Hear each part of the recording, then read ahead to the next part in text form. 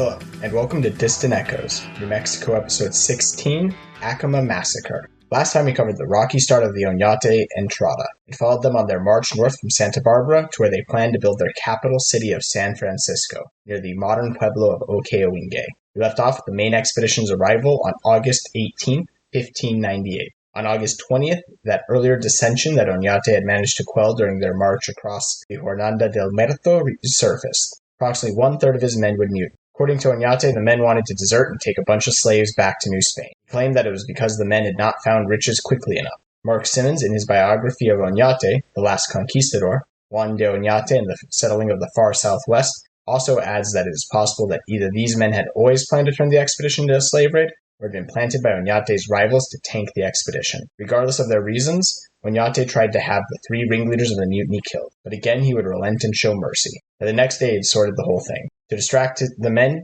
he had them begin building the new mission church for the pueblo. The construction of this church would take the next 2 weeks and would be dedicated on September 8th. On September 9th, the missionaries were assigned to their pueblos. At the same time, Oñate would meet with pueblo representatives who visited the Spanish encampment. Some or all of these representatives were probably also acting as spies. On September 12th, 4 men would steal some horses and flee south. These would make up the first successful deserters. All 4 do not appear to have taken slaves or much of anything of value. Gaspar Perez de Villagra would be one of the captains sent to deal with the deserters. He would go on to write the first published history of New Mexico. These men would almost make it all the way to Nueva Vizcaya, leaving the newly established New Mexico before Villagra would catch up to them. Technically, this was now out of Oñate's jurisdiction. Perhaps because 2 of them were Villagra's friends, instead of being executed as ordered, these 2 would be allowed to escape. The other 2, however, were put to death. Villagra then continued back to Santa Barbara and sent an update to the viceroy. This may have been to try and buy Oñate some time to get out ahead of the anti-Oñate faction that was for his expedition. It's finally time to reveal what happened to the Leyva y Lumana expedition. Giuseppe, a Mexican Indian who had accompanied that illegal expedition, encountered the Spanish and gave some record of their Some of Oñate's orders included the arrest of this expedition. As mentioned in the episode on other explorers, Leyva and Umana had set out to conquer New Mexico in 1593, despite orders not to. They would briefly use San Ildefonso Pueblo as a base before heading out towards Quivira. As they crossed the plains, Umana would kill Leyva, duel, and take command of the expedition. It would not be long after that when the rest of the expedition was killed, save for Giuseppe. Oñate would send some 60 men to the east, hunt some buffalo, as well as look for signs of any possible survivors of the expedition. They had a very successful hunt and returned in early November without finding any other signs of other survivors. Meanwhile, Oñate would continue his tours of the pueblos, visiting the pueblos in the Manzano Mountains near modern Albuquerque in early October. While visiting these pueblos, he seems to have suddenly decided they wanted to head west and discover the Pacific Ocean. Another part of his orders was to search for the elusive Northwest Passage. He would send back orders that the expedition was to send him 30 men when the rest returned from the buffalo hunt. He then continued on to Acoma Pueblo via Parare. Spies had already informed the Acomans of the Spanish arrival, assessing their strength as weak. Pueblo as a whole was debating what reception to give the Spanish. One faction favoring peace, the other war. The Spanish would be allowed to enter the near unassailable Pueblo. While there, Oñate was invited into a kiva by a member of the war faction. He would refuse. Later, the Spanish would learn that this had been a trap set by Zutu Capan, the leader of the war faction. He set 12 men in the kiva who were to kill the governor when he entered. Eventually, the Spanish would return to their camp after getting the regular promises of obedience. Included a line, quote, "And those who render obedience can never again withdraw their allegiance under penalty of death." And they would then continue on to the Zuni pueblos. On his way to Zuni, the weather would turn as the snows moved in, and they would pass El Moro, where Oñate would later leave an inscription. Overall, the Spanish found the reception among the Zuni to be friendly. They even still found Coronado's crosses from over 50 years earlier. They would stay at this pueblo for about a week while they explored the area. The Zuni Salt Lake was such an important find to the Spanish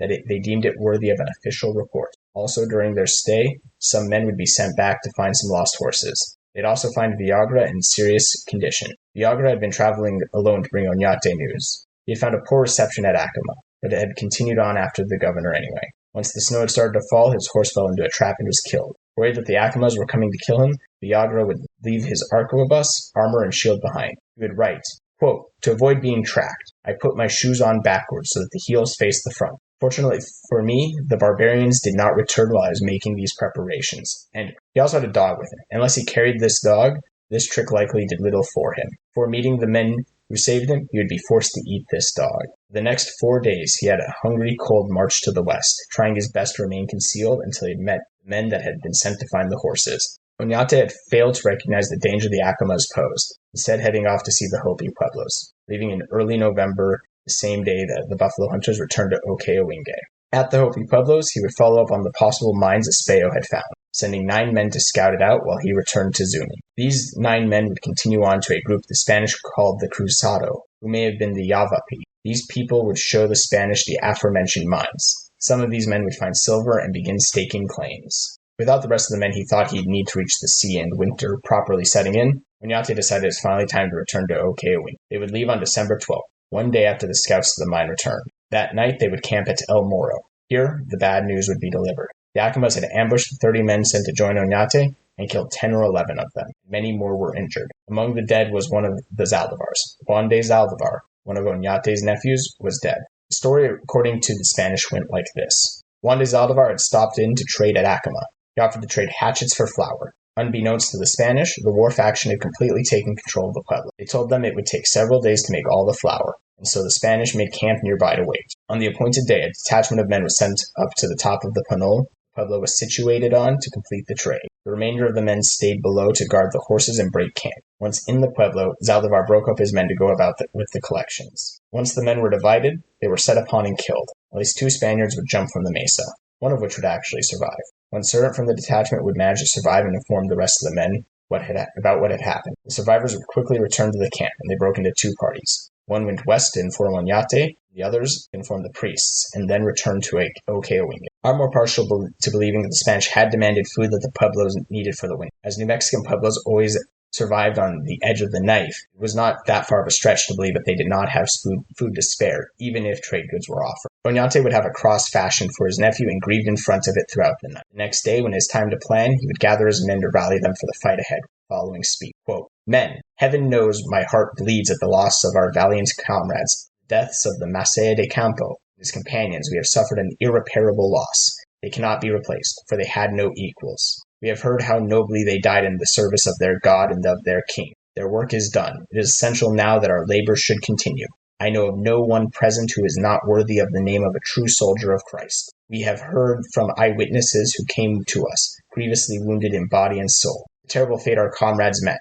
They were beaten and torn to pieces, and they died like martyrs. But, my soldiers, let us keep true Christian spirit. Whether death, hardships, or sufferings come, we shall meet them as whose brave men. So let us lay aside our sorrow, place trust in the Almighty. And he would then send some of their interpreters to the Hopi Pueblos to get the men from the scouting party, giving them orders to return to Okeowinge without traveling near Acoma. Oñate was concerned that it wasn't just Acoma that was in revolt, but instead a more general revolt against Spanish rule. They were cautious on their return to the Spanish capital, traveling in full battle array and ready for an ambush. Oñate had 2 concerns upon his return to the capital. One was keeping the revolt under control. If it spread to the other pueblos, it could quickly endanger the entire expedition. Second was how far he could legally go. Warfare against indigenous people in the Americas was a hot topic of debate in Oñate's day. There was even a formal procedure he had to go through. First, he asked for the priest's judgment. His records of he decided whether to go to war or not reading, quote, Don Juan de Oñate, Governor, Captain General, and Adelantado of the provinces of New Mexico requests an opinion as to what conditions are necessary in order to wage a just war. In the event of such a war, what steps may be taken against those warred upon and against their possessions. And with Christmas 1598 approaching, took time to get the proceedings opened, and it would end up starting December 28th. Some of the opinions recorded during this time included, quote, If Acoma is not leveled and its inhabitants punished, there will be no security in all of New Mexico. Nor could it be settled, as the natives of other pueblos are watching what we do at Acoma, whether we punish them. End quote. His final decision was that Acoma needed to be made into an example. He would give them peace if they wanted it, but otherwise it would be war. On January 10, 1599, he summoned the army and let them voice their opinions. The opinion the army provided was that Acoma must be brought to heel quickly. As such, Oñate declared a war of blood and fire. No quarter was to be given. His main goal with these proceedings was to provide cover if legal action was taken against him. He really wanted to show the authorities back in Mexico City and Spain that everyone on the expedition agreed. He originally planned to go himself to Acoma, but would be convinced to stay, handing command of the 72 men that were to punish the pueblo to Juan's brother, Vicente de Zaldivar. Zaldivar's orders were to offer the pueblo peace. The pueblo was willing to hand over those who had killed the Spanish, demolish the pueblo, and resettle on the plains below, they would not be harmed. However, if they refused, the Spanish would take the city by force. Zaldivar would set out on January 12th, taking the artillery pieces with him. Upon arrival, he circled the pueblo 3 times to try and intimidate the pueblos, as well as to scout out the defenses. The Acomas responded with jeers. The interpreters were called in to relay the Spanish terms. Terms were refused with missiles from the pueblo. With that, the Spanish had their pretense to punish the pueblo. Being located on top of a penol or mesa, Acoma was in an extremely well-defended position.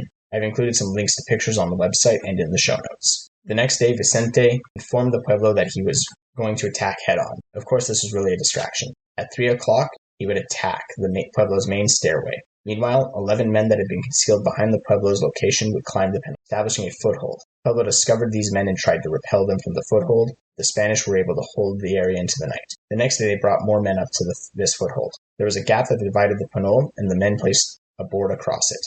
After some had crossed, the Spanish picked up the board for use further along and were immediately attacked. According to Villagra's own account, he was one of the men that would jump across the gap and place the bridge, allowing reinforcements to cross and help the men. The next day, the artillery was brought up. It was here that the real massacre would begin. The Spanish would light the homes and kivas on fire. People would jump from the penol to commit suicide rather than surrender. By the end of this day, 3 days since the fighting began in earnest, the pueblo surrendered. Some 500 people, mostly women and children, survived the Acoma Massacre. The pueblo was destroyed. Only 1 Spaniard had died when being accidentally shot.